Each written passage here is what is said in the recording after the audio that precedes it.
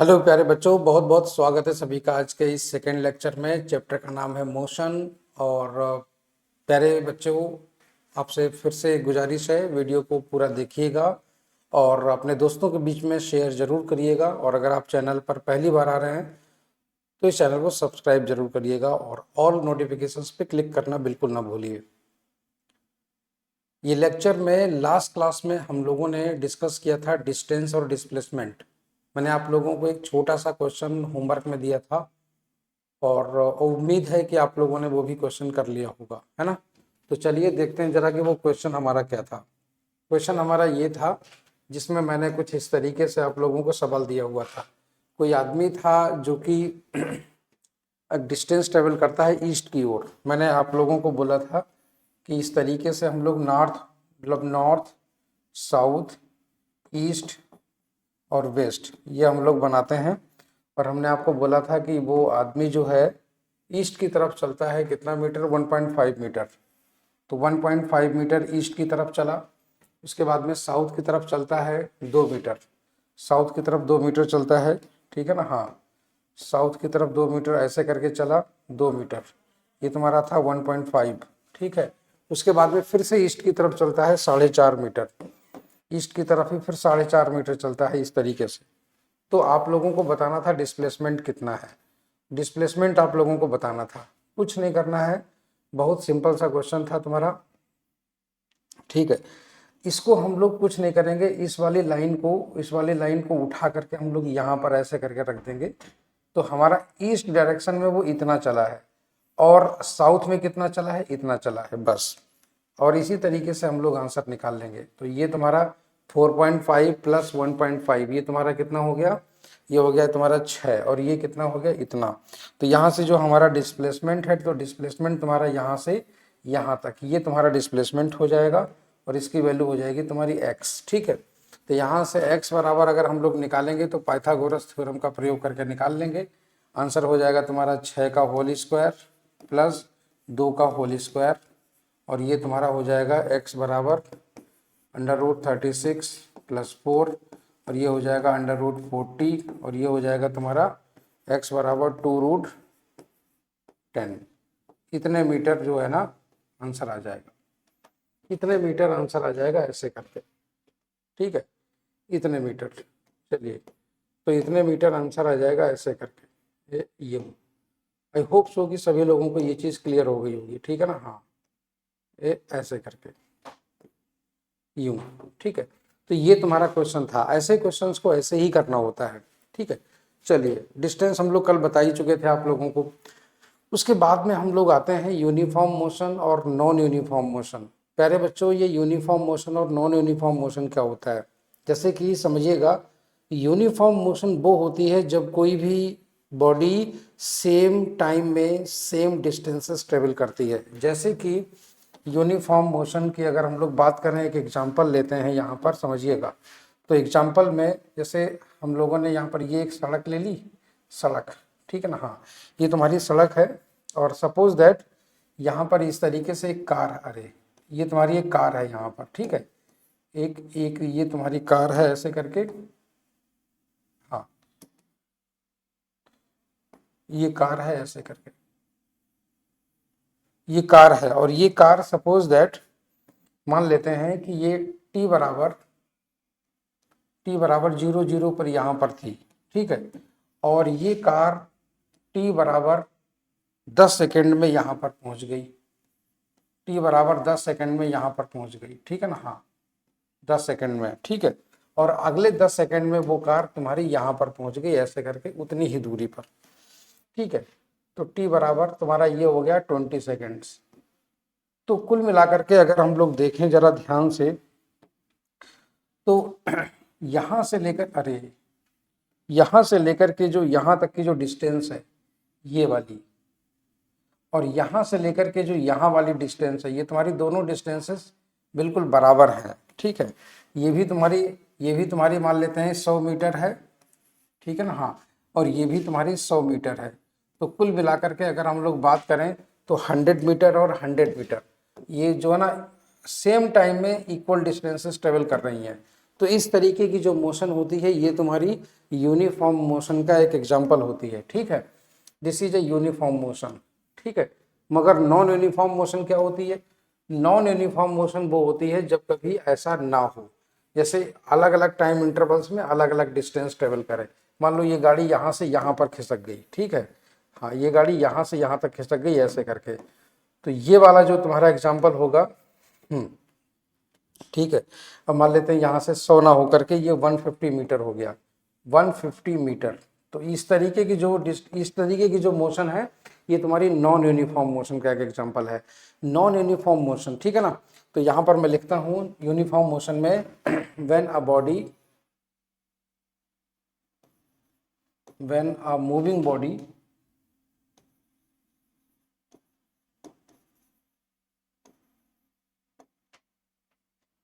covers equal distances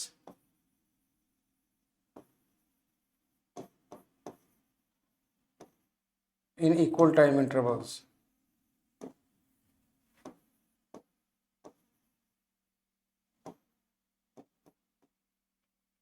Equal time intervals,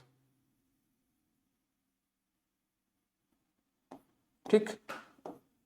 Such kind of motion is known as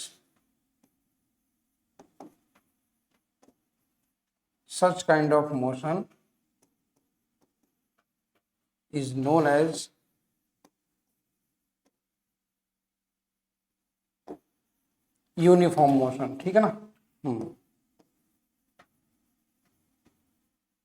uniform motion, ठीक। अच्छा, दूसरी चीज, जब अलग अलग डिस्टेंसेस ट्रेवल करे सेम टाइम इंटरवल्स में तो वो नॉन यूनिफॉर्म मोशन हो जाता है। व्हेन अ बॉडी कवर्स, ठीक है ना, हाँ, different distances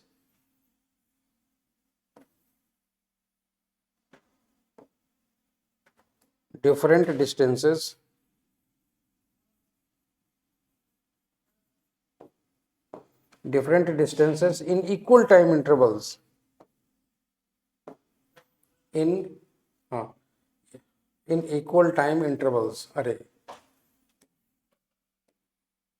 such kind of motion is known as in equal time intervals, such kind of motion is known as non-uniform motion. Non-uniform motion,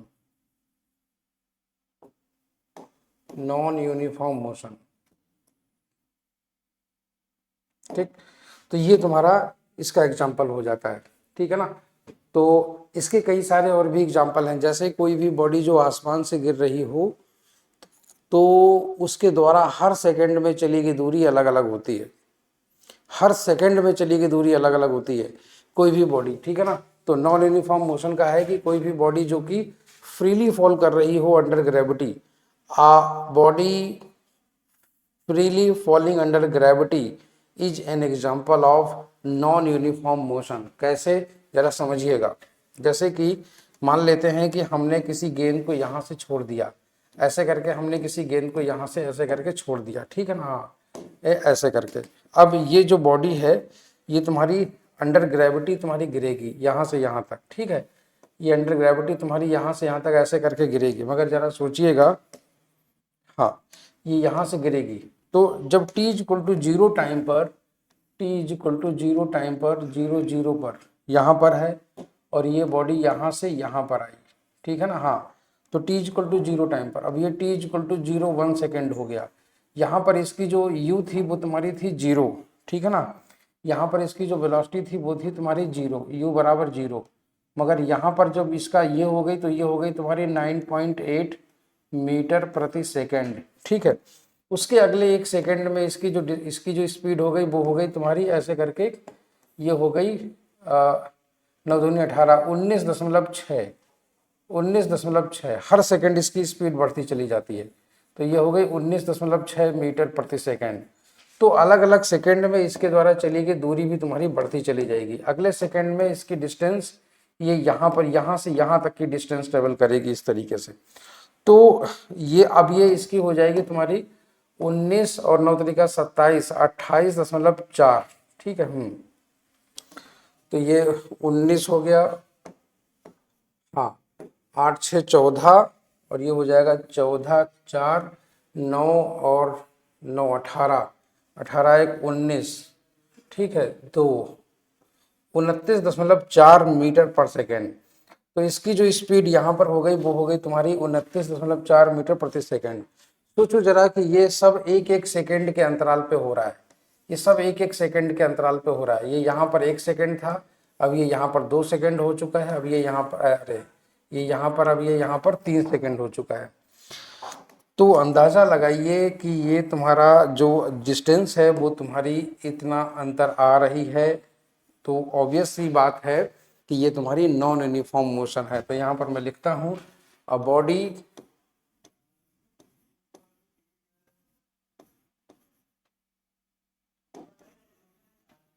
falling freely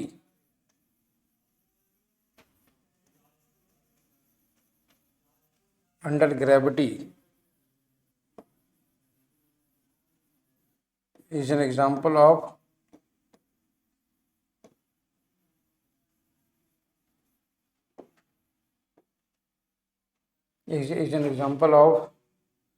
non-uniform motion.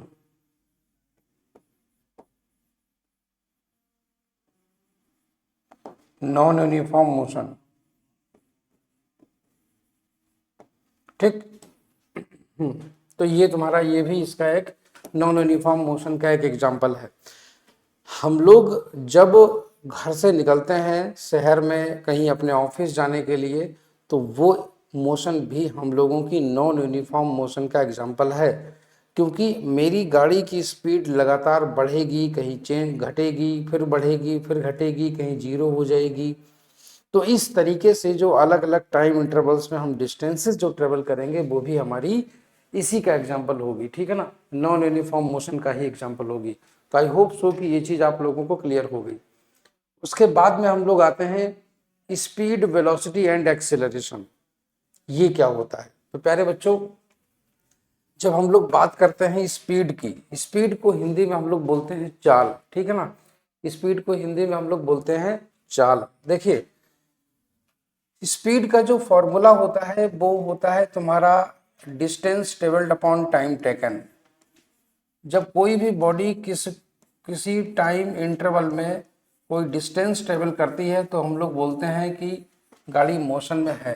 ठीक है। और अगर वो किसी यूनिट टाइम में जो डिस्टेंस ट्रेवल करती है उसी को हम लोग उसकी स्पीड बोलते हैं। ठीक है ना, distance travelled upon time taken.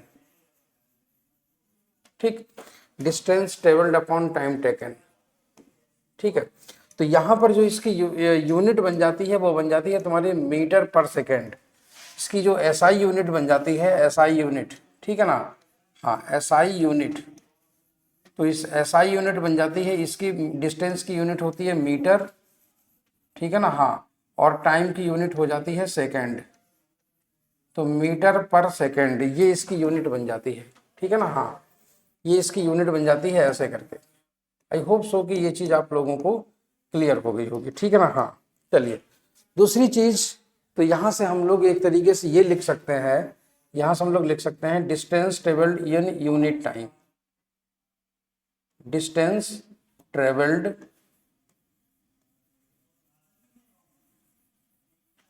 In unit time, in unit time is known as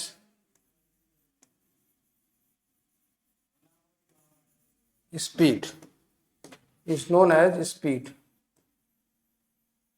ठीक, distance travelled in unit time is known as its speed. दूसरी चीज कि स्पीड जो होती है ना, ये एक स्केलर क्वांटिटी होती है, स्केलर क्वांटिटी। अब ये स्केलर क्वांटिटी क्या होती है वो भी मैं आपको बता रहा हूँ। स्केलर और vector, speed is a scalar quantity, speed is a scalar quantity.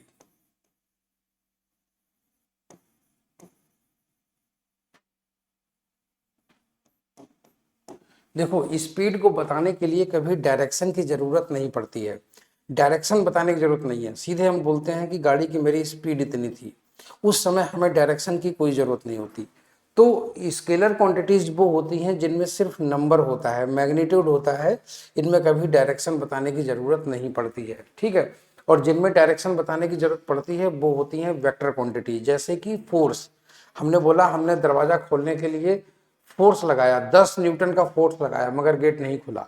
तो ये जरूर बताना पड़ेगा कि हमने किस डायरेक्शन में फोर्स लगाया, क्योंकि हो सकता है 5 न्यूटन में ही गेट खुल जाता, हम ऐसे खींचते, मगर हमने लगाते रहे अपोजिट में फोर्स। इसीलिए फोर्स तभी कंप्लीटली डिफाइन होता है जब हम लोग उसकी डायरेक्शन भी बता दें, ठीक है ना।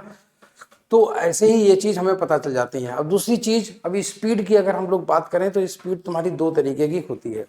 एक होती है तुम्हारी, एक होती है speed is of two types, है ना। स्पीड को दो तरीके से डिवाइड किया गया है, speed is of two types. तो दो तरीके से हम लोग डिफाइन करते हैं इसको, स्पीड को, ठीक है ना। नंबर एक, एक होती है तुम्हारी इंस्टेंटेनियस स्पीड।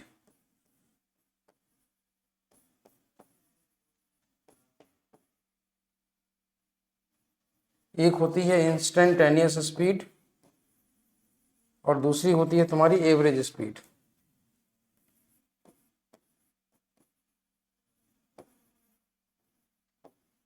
दूसरी होती है एवरेज स्पीड, ठीक है। हाँ, तो ये दो तरीके की तुम्हारी स्पीड होती है ऐसे करके, ठीक है। ये इंस्टेंटेनियस स्पीड क्या होती है, देखो, पर्टिकुलर इंस्टेंट पर गाड़ी की स्पीड जितनी होगी उस समय उसकी स्पीड को हम लोग बोलते हैं इंस्टेंटेनियस स्पीड। जैसे समझो, मान लो हमने घर के अपने दरवाजे में एक छोटा सा होल कर लिया, छोटा सा होल, और बाहर से निकलती हुई गाड़ी की स्पीड को हम देखें तो हम नाप ही नहीं पाएंगे। क्यों? स्पीड को कैलकुलेट करने के लिए ज़रूरी है कि कुछ डिस्टेंस ट्रेवल कराई जाए और कुछ टाइम मेजर किया जाए, मगर छोटे से छेद के आगे से गाड़ी तो स्यूं करके निकल जाएगी, पता ही नहीं चलेगा। तो मान लो कि कोई बाइक है और बाइक के पीछे एक लड़का बैठा है जो कि गाड़ी का मीटर लेके बैठा है, इतना बड़ा मीटर ऐसे करके, और जब हम ऐसे करके देखेंगे तो गाड़ी ऐसे करके निकलेगी, लड़का हमको मीटर दिखा देगा। उस समय जो गाड़ी की जो स्पीड दिखाई दे रही होगी मीटर में, वो उस समय की हम उसे इंस्टेंटेनियस स्पीड कहेंगे। जब हम लोग गाड़ी चलाते हैं तो एक्सेलेटर जब दबाते हैं तो गाड़ी का मीटर ऐसे ऐसे करके ऊपर की तरफ जाता है। आजकल तो डिजिटल मीटर आ चुके हैं, गाड़ी की स्पीड तुरंत डिजिट में दिखाने लगते हैं, एक्सेलेटर घुमाएंगे स्पीड बढ़ा देगा। तो उस समय पर्टिकुलर इंस्टेंट पर जो स्पीड होती है उसी को बोलते हैं इंस्टेंटेनियस स्पीड, ठीक है ना। तो speed of A vehicle at a particular instant, उसको हम लोग बोल देते हैं इंस्टेंटेनियस स्पीड। तो यहां पर हम लोग लिखेंगे, हाँ, speed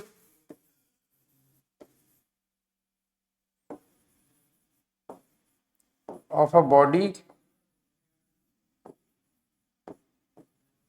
at a particular instant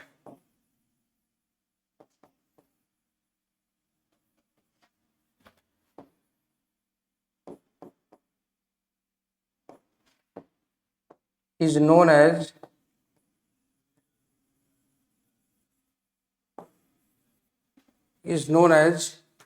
instantaneous speed.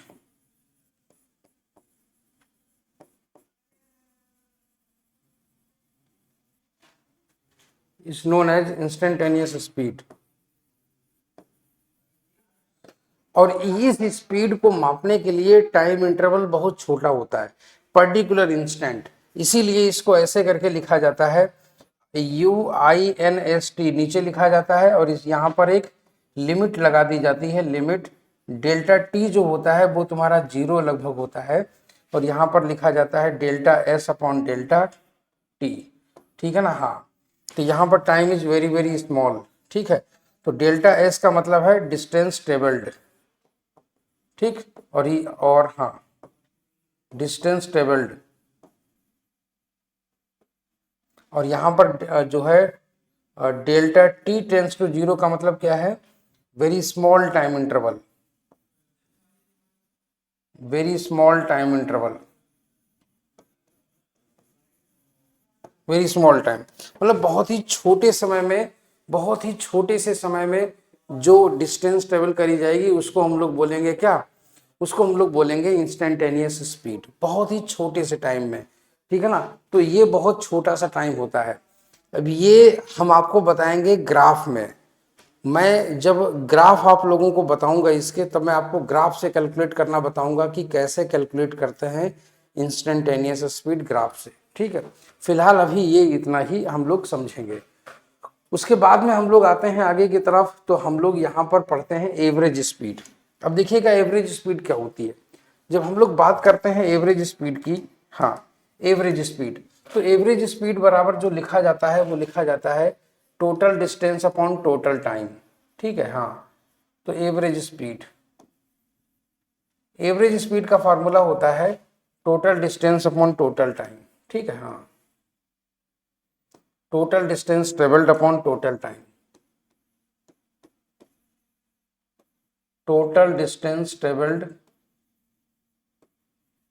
Total distance travelled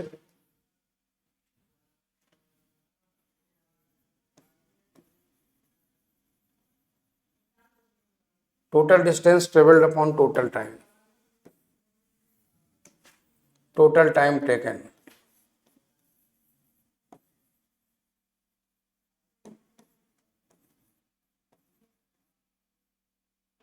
ठीक, इसकी भी यूनिट वही रहेगी। ठीक है, इसकी भी एसआई यूनिट वही रहेगी। एसआई यूनिट का मतलब होता है एमकेएस यूनिट। ठीक है ना, हाँ, MKS unit, metre kilogram system second वाली यूनिट, वो वही रहेगी। और वो रहेगी तुम्हारी मीटर, क्योंकि डिस्टेंस ट्रेवल्ड की यूनिट क्या होती है, मीटर, और टाइम की यूनिट होती है क्या, सेकंड, मीटर पर सेकंड। ठीक है ना, हाँ, तो मीटर पर सेकंड तुम्हारी ये हो जाएगी ऐसे करके, तो मीटर पर सेकंड। अच्छा, दूसरी चीज, अब देखो टोटल डिस्टेंस ट्रेवल्ड। अब जैसे इसके तमाम केस होते हैं, कैसे कि हमको हर एक अलग अलग क्वेश्चन में अलग अलग हिंट दी होगी, जिसमें ये बताया गया होगा कि किस तरीके से टोटल डिस्टेंस हमें कैलकुलेट करनी है। ठीक है, तो सबसे पहले तो हम लोग एक चीज देखते हैं जरा, केस वन।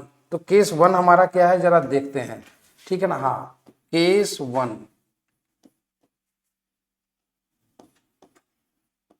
ठीक है, और केस वन हमारा क्या है समझिएगा।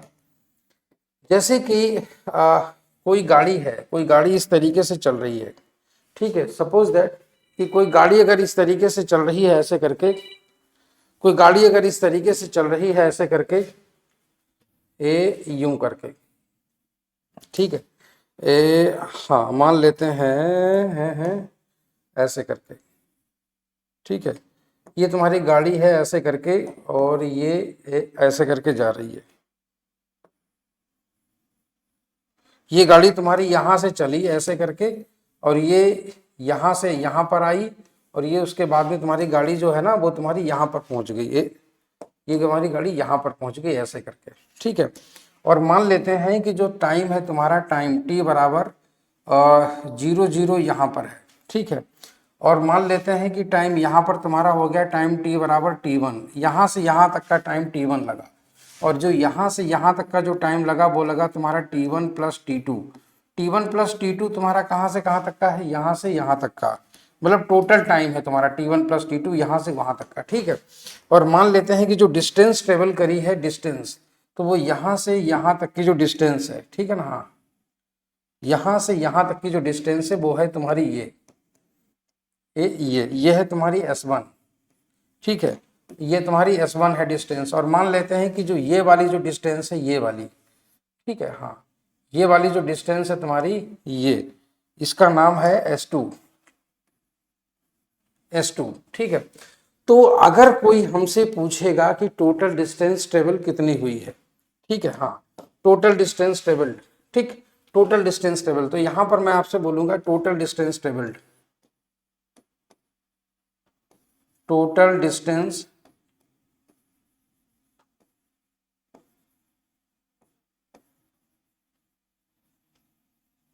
टोटल डिस्टेंस ट्रेवल्ड, और ये तुम्हारी हुई है कितनी, S1 plus S2, S1 plus S2। ठीक है, दूसरी चीज, टोटल टाइम टेकन तुम्हारा कितना है,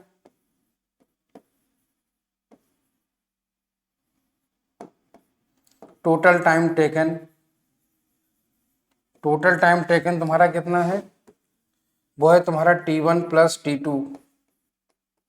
तो यहाँ पर इसकी जो एवरेज स्पीड होगी वो तुम्हारी क्या होगी, ठीक है ना। हाँ, so here average speed will be equal to average speed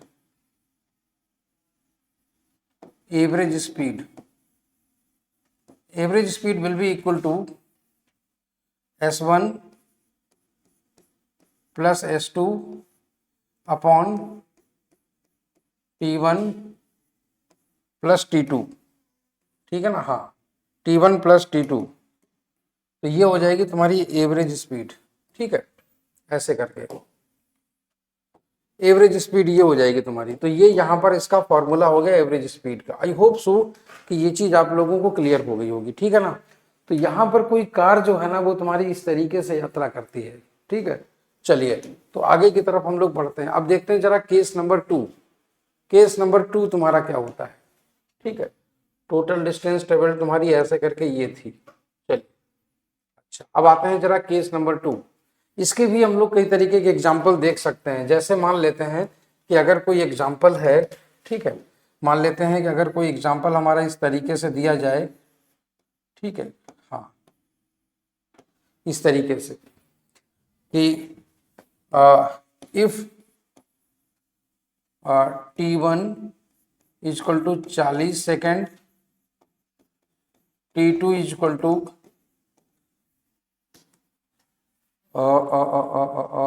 80 second, ठीक है ना, and S1 equal to 100 metre. और मान लीजिए है आपको S2 की वैल्यू निकालनी पड़े, मान लो आपकी S2 की वैल्यू अगर निकालनी पड़े और दे दिया जाए कि एवरेज स्पीड है इसकी, मान लेते हैं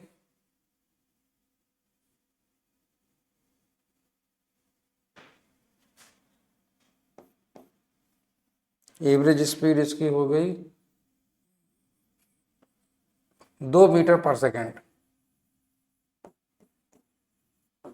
ये मान लो अगर एवरेज स्पीड इसकी 2 मीटर पर सेकेंड दी गई है, S2 की वैल्यू आप लोगों को निकालनी है। कैसे निकालोगे, सिंपली वही फॉर्मूला लगेगा, ठीक है ना। तो हम लोग सोल्यूशन इसका करेंगे, तो हम लोग जानेंगे U average will be equal to S1 plus का S2 upon T1 plus T2, ठीक।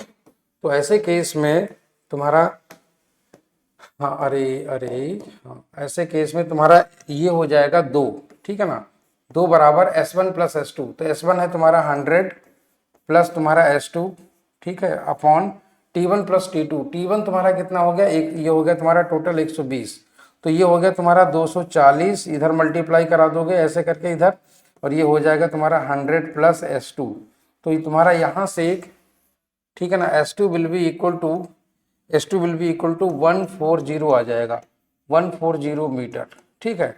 इस तरीके से हम लोगों के सवाल आंसर निकल आते हैं, ठीक है। हाँ, ऐसे करके हमारे सवाल आंसर निकल आते हैं। आई होप सो कि किसी को भी इसमें कोई तकलीफ नहीं होनी चाहिए।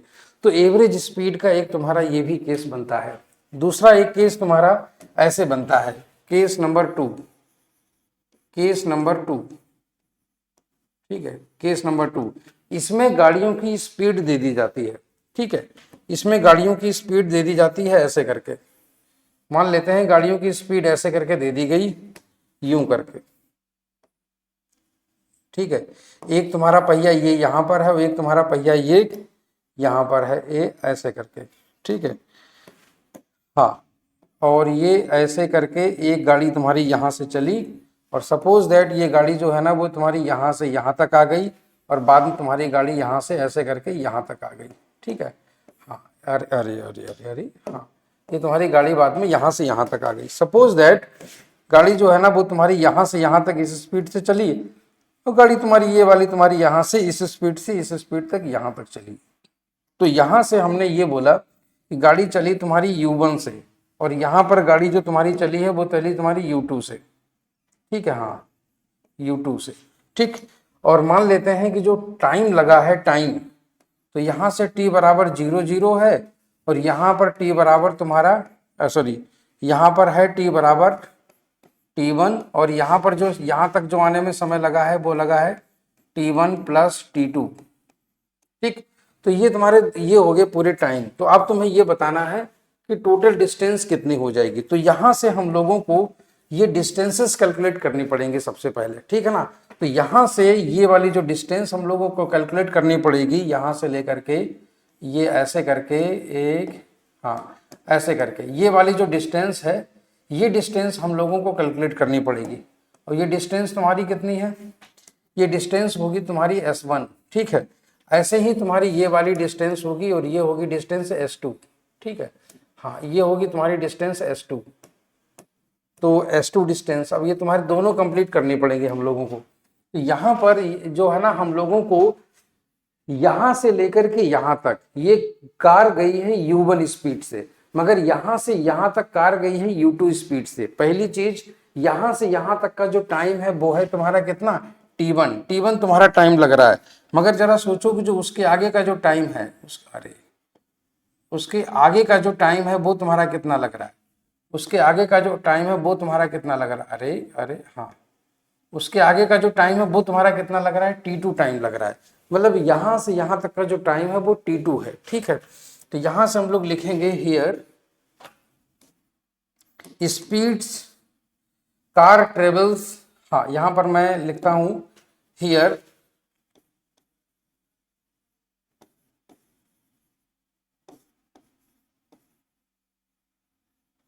Car travels till time T1, till time T1 with speed U1 and till T2 with speed U2। ये है हमारा क्वेश्चन, ठीक है ना। हाँ ये है हमारा क्वेश्चन। तो ऐसे केस में जो डिस्टेंस हो जाएगी, तो यहाँ से हम लोग लिखेंगे here S1 will be equal to U1 multiplied by T1, ठीक है ना। हाँ, और यहाँ से जो S2 हो जाएगा वो हो जाएगा तुम्हारा U2 मल्टीप्लाइड बाय T2, ठीक। तो यहाँ से जो टोटल डिस्टेंस निकल आएगी, टोटल डिस्टेंस वो तुम्हारी कितनी निकल आएगी, total distance will be equal to, हाँ, U1 multiplied by T1 plus U2 multiplied by T2, ठीक है ना। तो तुम्हारा ये हो जाएगा टोटल डिस्टेंस यहाँ पर, ठीक है। हाँ टोटल डिस्टेंस तुम्हारी ये हो गई ऐसे करके। अब हम लोग यहाँ से निकाल लेते हैं टोटल टाइम, ठीक है। तो टोटल टाइम तुम्हारा कितना हो गया, T1 plus T2। Total time delta T से लिखा जाता है, इसको लिखेंगे T1 प्लस T2, ठीक है ना। हाँ तो ये तुम्हारा T1 प्लस T2 हो जाता है टोटल टाइम, क्योंकि यहाँ से यहाँ तक का टोटल टाइम कितना है, T1 प्लस T2, ठीक है। तो यहाँ से एवरेज स्पीड तुम्हारी कितनी आ जाएगी, तो एवरेज स्पीड तुम्हारी आ जाएगी हियर, एवरेज स्पीड इसको UAVG लिखा जाता है, ठीक। तो हम लोग लिखेंगे UAVG, average speed will be equal to, और ये तुम्हारा ऊपर वाला वो हो जाएगा ऐसे करके।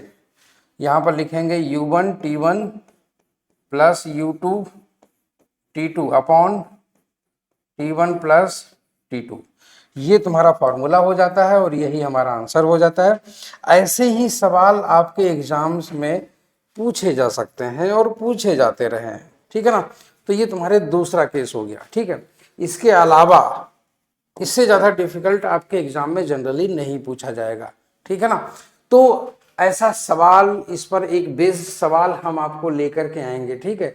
जब मैं प्रैक्टिस करवाऊंगा तो आप लोगों को ऐसे सवाल मतलब नोट करके रखने पड़ेंगे, इनके फॉर्मूला आपको याद करके रखने पड़ेंगे, ठीक है ना। तो इसके सवाल, एवरेज स्पीड के सवाल, ठीक है ना, ये हम लेकर के आएंगे अगली वीडियो में। मगर आप लोग ये जरूर याद रखिएगा, फॉर्मूले तो बिल्कुल एकदम कंठस्थ करके रखिए, अपने गले में उतार लीजिए। कोई भी पूछे फटाक से आंसर निकल आए, फटाक से फॉर्मूला निकल आए। फॉर्मूले बहुत ज़्यादा इंपॉर्टेंट होते हैं, जब तक फार्मूले आपको याद नहीं होंगे, आप न्यूमेरिकल नहीं लगा पाएंगे। न्यूमेरिकल में लगाते समय फार्मूले बिल्कुल उसी तरीके से जो है ज़रूरत पड़ती है जैसे कि किसी युद्ध में हथियारों की ज़रूरत पड़ती है, ठीक है ना। तो उम्मीद है आप सभी लोग इस बढ़िया सा सीरीज पूरी देखेंगे। 9th और 10th के दोनों के मैं वीडियोस लेके आ रहा हूँ और ऐसे ही हम पूरा सिलेबस यहाँ पर कवर करेंगे। और डिस्क्रिप्शन वीडियो का ज़रूर पूरा पढ़िएगा और जो है ऐसे ही वीडियो लगातार आते रहें, आगे भी आते रहें। तो आप चाहें तो हमारी मॉनेटरी फाइनेंशियली हेल्प कर सकते हैं। ग्रो करने के लिए चैनल को हमें भी खर्चा करना होता है, ठीक है। तो आप जो है ना डिस्क्रिप्शन में लिंक दिया हुआ है या ये बोले कि डिटेल दिया हुआ है, आप लोग चाहें तो जो अपनी श्रद्धा हो उसके अनुसार हेल्प कर सकते हैं। Thank you so much, bye bye, take care.